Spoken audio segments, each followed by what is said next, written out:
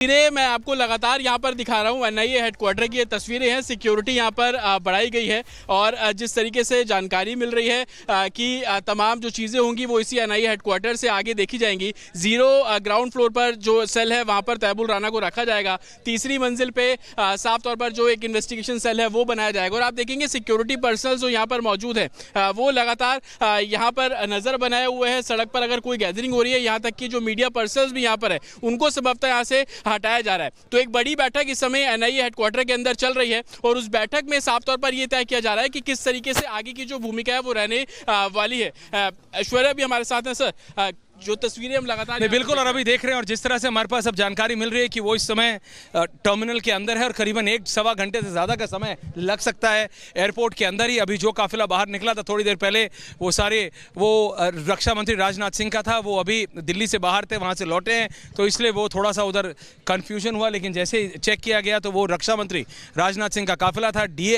DCP ADG level officers इस समय confirm कर चुके हैं रिपब्लिक को कि अभी वो टर्मिनल के अंदर है, बाहर नहीं निकला है कोई भी, जो भी काफिला बाहर निकल रहा है, क्योंकि वहाँ पे एक नहीं आज करीबन 8 कैबिनेट में मिनिस्टर्स का रूट लगा हुआ है, तो वो अलग अलग काफिले निकलेंगे। लेकिन अभी तक तहव्वुर राना अंदर है, वहाँ से बाहर नहीं निकला है और जब तक वो हो रहा है तब तक दिल्ली पुलिस ने और CRPF के, अगर मैं अपने रिक्वेस्ट करूँ वीडियो जर्नलिस्ट से, तो आप देखेंगे जैसे आप दिखा रहे हैं जतिन, लगातार ये पूरी सड़क को बंद करके रखा है, सील करके रखा है।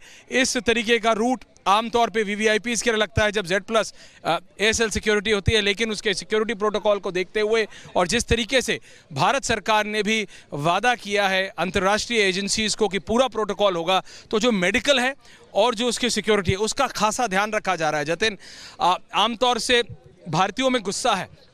तहव्वुर राना कहा जाता है मास्टरमाइंड था 26/11 बॉम्ब ब्लास्ट का, ताज पे अटैक, ओबरॉय पे अटैक, वो सारा हमने देखा है। कसाब को अगर किसी से सपोर्ट था तो वो तहव्वुर राना का दिमाग था जिसने इस सब को इम्प्लीमेंट किया और उसको ये सारे लॉबी मिलके, इंटरनेशनल लॉबी मिलके बचा रही थी। लेकिन 17 साल का इंतज़ार दर्शकों ख़त्म हुआ है। भारत की सिक्योरिटी एजेंसीज़ को तहव्वुर राना की गिरफ्त मिल गई है, वो आज लाया जाएगा। 17 साल से भारत की एजेंसीज़ ये चाह रही थी कि तहव्वुर राना उन्हें मिले, तो अब ऐसे में वो कई नाम सामने आएंगे, वो परत दर परत वो पूरा सिस्टम एक्सपोज होगा जिन्होंने भारत विरोधी गतिविधियों में भारत में रहते हुए काम किया है। बिल्कुल, देखिए 2 डायरेक्शंस पे अब इन्वेस्टिगेशन चलने वाली है। एक लश्कर तैयबा पूरा मॉड्यूल जो है उस पर इन्वेस्टिगेशन चलेगी और दूसरी सबसे बड़ी ISI किस तरीके से भारत के लोगों को मैनिपुलेट करके या भारत में अपने लोगों को प्लांट करके इस तरीके के आतंकी गतिविधियों को अंजाम देते हैं, उस पर एनआईए की खासतौर पर नजर आने वाली है। तैबुल राना की जब आप चार्जशीट पढ़ेंगे, आपने ऐश्वर्या खुद भी पढ़ी है, उसमें साफ तौर पर लिखा है कि डेविड कॉलमैन हेडली को किस तरीके से मदद की गई, उसने कैसे एक ऑफिस सेटअप किया, उस ऑफिस के जरिए लोगों को रिक्रूट किया, हेडली को उन तमाम जगहों पर मुंबई ले जाकर बताया गया कि इस जगह पर जो फिदाइन आएंगे और उससे जो हमला है वो करना है। तैबुल राना वो शख्स, कोई डाउट नहीं है कि तहव्वुर राना एक आतंकवादी है।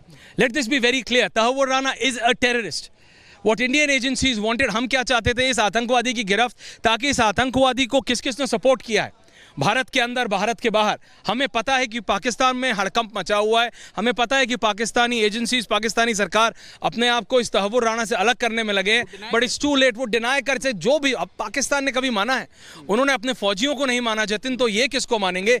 ये तो उनका एक नागरिक है जिसको भारत की एजेंसीज 7 समंदर पार से लेके आ रही हैं। लेकिन बात सिर्फ इतनी है कि अब तहव्वुर राना वो परत दर परत खोलेगा, वो नाम लेगा और हमारे पास और जानकारी आ रही है कि अभी भी वो इस समय एयरपोर्ट के अंदर है और लाइफ बस फाइट बस इतनी है कि उसको आज कोर्ट में पेश किया जाएगा कि VC से पेश किया जाएगा और तिहाड़ ले जाने से पहले जो मुझे बताया जा रहा है करीबन 1 या 2 दिन वो एनआईए हेडक्वार्टर्स में रह सकता है। जितने दिन की कस्टडी उसको मिलेगी कोर्ट से, जितने दिन की कस्टडी मिलेगी, मैक्सिमम 27 से 30 दिन की कस्टडी एनआईए इस FIR जो कि एनआईए ने ऐसा होगा तो वो 27 से 30 दिन यही रहेगा, इसी जगह रहेगा, इसी एनआईए हेडक्वार्टर की दफ्तर देख रहे हैं दर्शकों।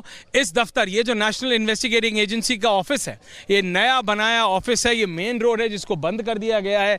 यहाँ पे करीबन 27 से 30 दिन रह सकता है। बिल्कुल अंदर प्रॉपर सेल है, मेडिकल रूम है और तीसरे फ्लोर पर एक प्रॉपर इन्वेस्टिगेशन सेल सेटअप किया गया है और उस सेल में सिर्फ 12 लोग ही जा पाएंगे जो कि इस पूरे केस को एक तरीके से एग्जामिन कर रहे हैं, इन्वेस्टिगेशन कर रहे हैं, जिसमें खुद एनआईए के डीजी शामिल है। वो 7 लोग जो कि इस समय तैबुल राना के साथ मौजूद है और उसी प्लेन के अंदर मौजूद है। वो पूरे इस ऑपरेशन को महत्वपूर्ण जानकारी है, ये बहुत महत्वपूर्ण जानकारी। और आप देख सकते हैं पुलिस की गाड़ी लगातार यहाँ गश्त मार रही है। Keeping in mind the security apparatus, we are going to be back after very short break live from NIA headquarters। इस समय हम दिल्ली के NIA headquarters के सामने से लाइव हैं।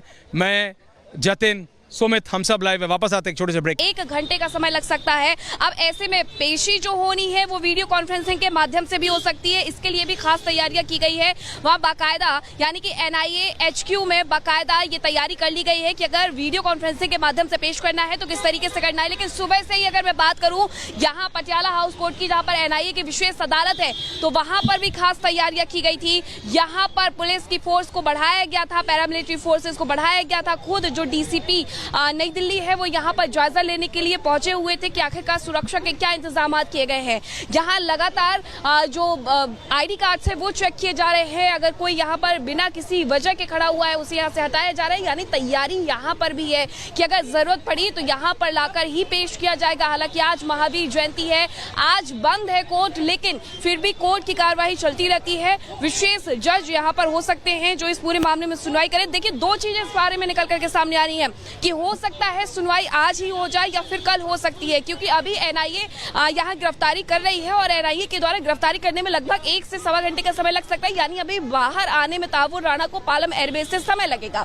अगर ये समय और ज्यादा बढ़ जाता है तो जो तैयारियां की गई थी मेडिकल टेस्ट की, उसके बाद हो सकता है कि पेशी वहीं से करवा दी जाए। जरूरी नहीं है क्योंकि पेशी 24 घंटे के भीतर करनी होती है, ये पेशी कल भी करवाई जा सकती है। लेकिन जो तमाम तैयारियां हैं वो कर ली गई है। तैबुल राना किस तरीके से उसने पूरा ये खेल रचा, किस तरीके से वो मास्टरमाइंड था, सारे साक्ष्य पहले से मौजूद है। लेकिन उससे फिर भी पूछताछ होगी, उसका पक्ष जाना जाएगा, क्योंकि ये भारत में होता है, ये हमारे देश की एक न्याय प्रक्रिया है, उसके तहत आगे बढ़ा जाएगा। क्योंकि जो सबूत मिले थे वो ये थे कि नवंबर 2008 में तैबुल राना अपनी पत्नी के साथ खुद भारत आया था।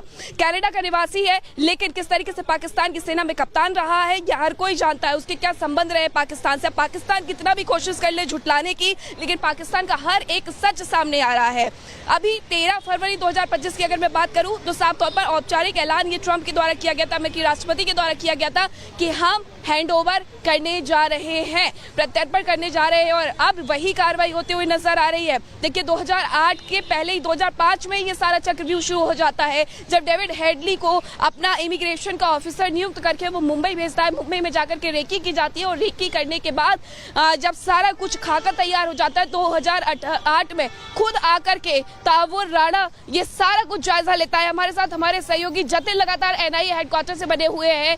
NIA हेडक्वार्टर में किस तरीके की हलचल है जतिन? कर रहा है वो लैंड नहीं किया है, तुम लैंड करा दिए हो।